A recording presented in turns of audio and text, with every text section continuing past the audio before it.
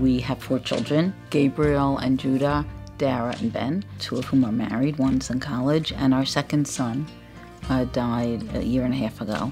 We're gathered to talk to you because we want to tell planet Earth what we decided to do in the wake of Judah's death.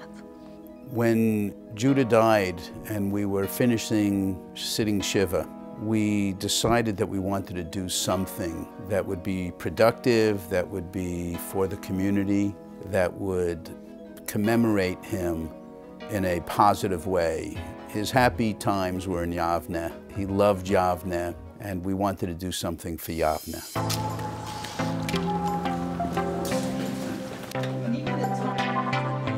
It just happened that Yavne had on its back burner a project to be able to create or renovate a music and arts center. And we immediately said this was Judah's love, art, music, Yavne. This is what we're gonna do. The hallway is gonna have a low ceiling. There's gonna be a drop ceiling below. I'd say some of Judah's best years ever were in Yavne. And anyone who knows him well, like our family does, can recognize that. We started a fundraising campaign and then plans. The school has been amazing in terms of helping us create this vision, and we are very, very excited about the Judah Marans Music and Arts Center at Yavne. This is a beautiful vision. It fits in concert with our school vision. We're always looking for ways to expose our children to more in the world of the fine arts, of music. And together we were able to craft this, and they've been the driving force behind it. Tzvi has a beautiful eye for architecture, and his imprint will be seen in the new Judah Marans Art and Music Center. And Nina's a force. She doesn't take no for an answer. She can make anything happen. And I think most notably, it's been about Judah and honoring his memory, and it's also been about helping the future, helping Jewish children, helping the Jewish community have more opportunities. Is this your new art room? Yeah. Do you like it? Yeah. I really want to say thank you to Tzvi and Nina for spearheading this project, which is going to benefit generations of Yavne students who have an interest in the arts and hopefully who will develop an interest in the arts through the experience and through the education that they will get. I think the arts are a hugely important part of education, and it's really, really gratifying to me to see Nina and Tzvi honor Judah's memory by creating the Judah Marans Music and Arts Center. When students are given the ability to create, to express themselves through music and art, it gives learning a whole new dimension. We received so much from the community when Judah died, and this was our chance to be able to give back.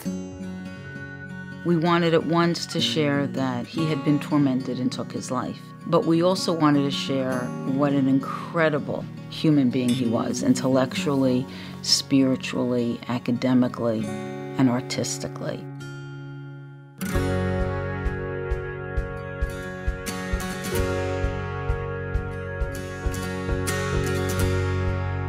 Judah was 2 years younger than me, and usually there's a give and a take between an older brother and a younger brother. Usually the older brother is better than the younger. In this case, Judah was better than me at everything.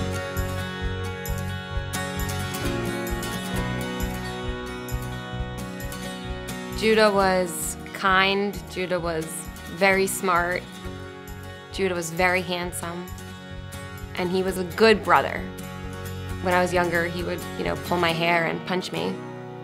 But when I was older, he would just listen to me and really just support me.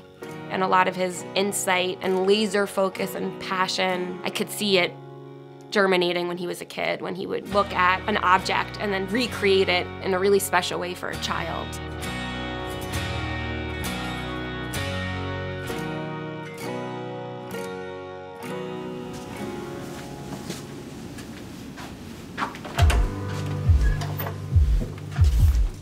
As you can see, all this artwork, many by Judah, 1996, when Judah was all of 7 years old. We have boxes of things Judah made in his very early years at Yavne that are incredible, because while the other kids would sit and draw for a second and jump up, he had infinite patience. This Judah did when he was 12 years old, depiction of Joseph and his 11 brothers in a dark background. He did this for his bar mitzvah invitation. He saw the world in living, vivid color, and he was able to translate what he saw into something even finer.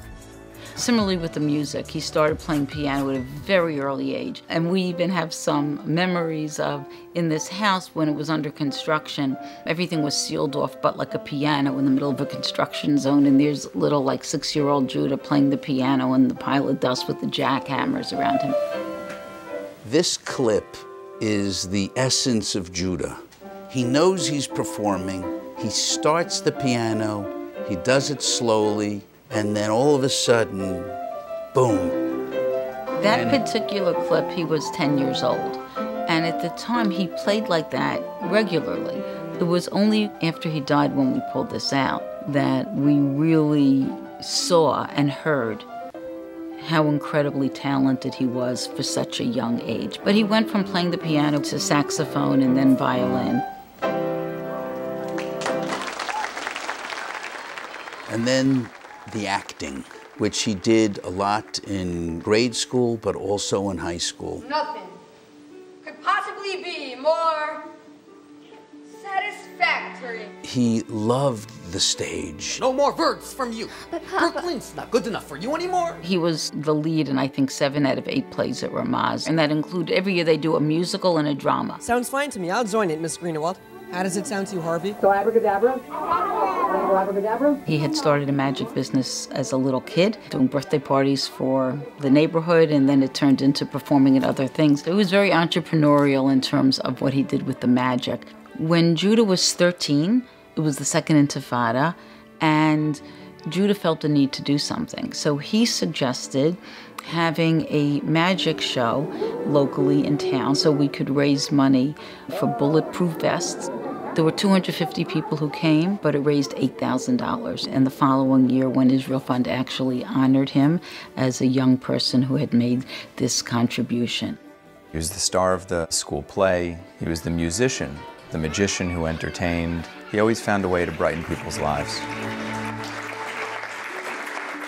It was an honor to be asked to speak before you, and it is a privilege for me to do so. Judah was very proud to have gone from a child with interests in a variety of fields to have become an intellectual. I remember him as somebody who loved law, complex thinking.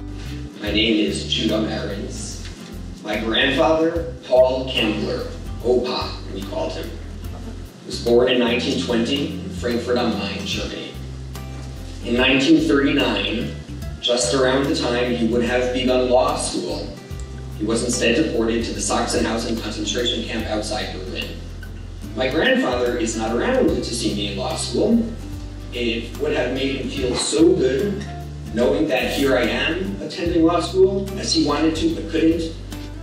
His identity as a survivor was deeply ingrained into the fabric of family life. And he dealt in no small part with humor. He raised his family not under a shadow of resentment and bitterness. Instead, there was a constant sense of victory. He infused in us a lust for life that his survival exemplified. So, talking about the Holocaust not only wasn't taboo, but also, contrary to what many would expect, it wasn't even a downer. It was just a part of his identity. When I think about Judah and the life that he lived, he was the only person at Berkeley I ever saw who wore that kippah on his head each and every day as an affirmation of his faith, and say, you know what? I'm going to collaborate with the African American Journal of Law and Policy as an editor. I'm going to surround myself with friends who are from all different walks of life and experiences. And he really inspired the rest of us. And that legacy also extended beyond his death. I wanted to thank you, Judah, for wearing your kippah and for being the role model that you were and for inspiring all of us. Your Judaism at Berkeley and the way you practiced it, your morality, your humanity, the example you set was a masterpiece. Thank you, Judah. when he was at Brandeis. He conceived of, raised the money, and executed the first undergraduate law journal. We found out after Judah died that there were undergraduates at Brandeis that, because of their involvement with the law journal, they fell in love with the law and went on to law school, and by now they are practicing lawyers. I am voicing my commitment to our history and my commitment to our future with respect for all humanity. Thank you.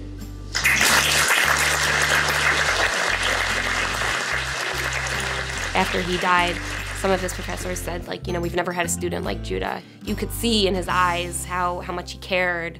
I remember meeting Judah, and during that year he was the student council president, a top honor student, and most notably an all-around mensch. And then he and I stayed in touch when he was in college.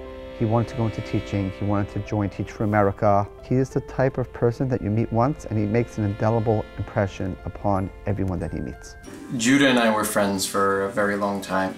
Judah's always had this sensitivity to things. You know, he would pick up on nuances in people's personality and demeanor that everyone would miss.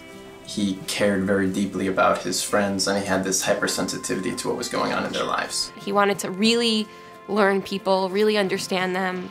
He was able to read other people's pain and relate to it.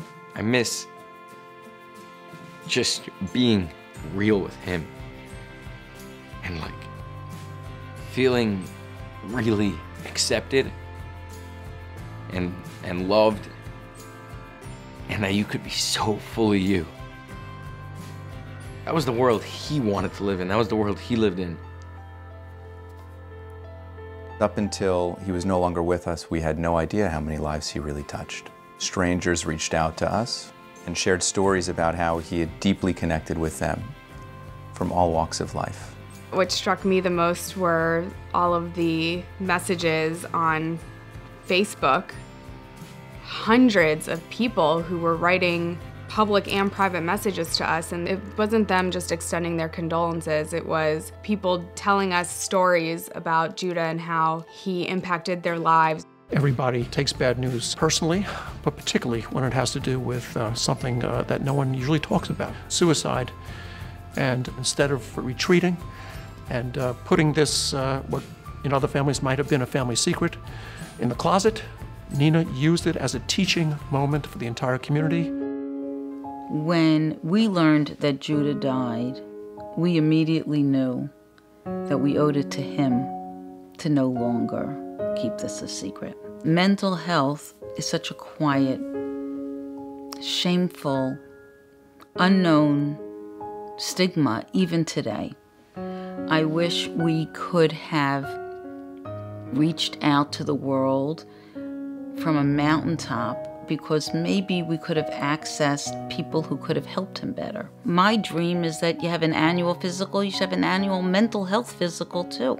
The brain may be even more than the heart or other parts of us. Being astute around other people and attentive to their needs will allow you to observe cries for help. Judah is perhaps one of the most courageous people that I had ever known. Because for Judah to get up every single day and put a smile on his face, which is relatively easy for most of us, it was very challenging for him on a day-to-day basis.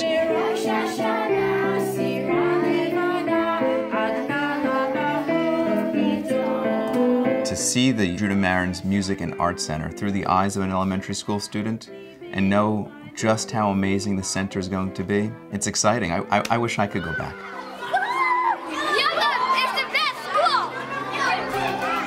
If we can transport some of his passions to allowing Jewish education to grow side by side with artistic growth, so that when kids see Judah Marans Music and Art Center, conversations could happen in the natural, normal course that can help people. I think it's a step in the right direction of Judah's legacy. I think it's just the beginning. With the right attitude, things could change very quickly. It's in memory of Judah but it's a happy place. Judah's happiness at Yavne, with his art, with his music, permeates the walls, permeates the hallways. I can't help but think that the kids will be inspired to create where the light is fresh and the room feels inspiring. The kids will have an ability to find the poetry within them. So we've taken something horrible and we're being productive and positive.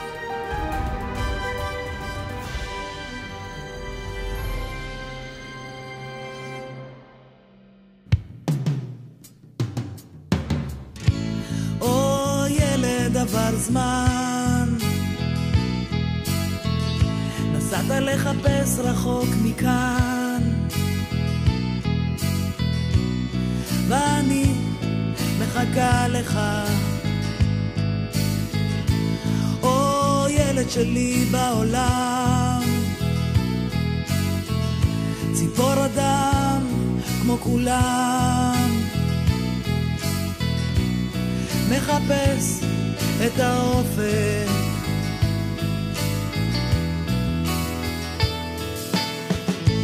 כל מטוס שטס בשמיים, כל כוכב מאיר בעיניים, מזכיר לי אותך, נחליאלי לפני הגשם, צרצרים בשעות הערב, תמיד יחכו לך.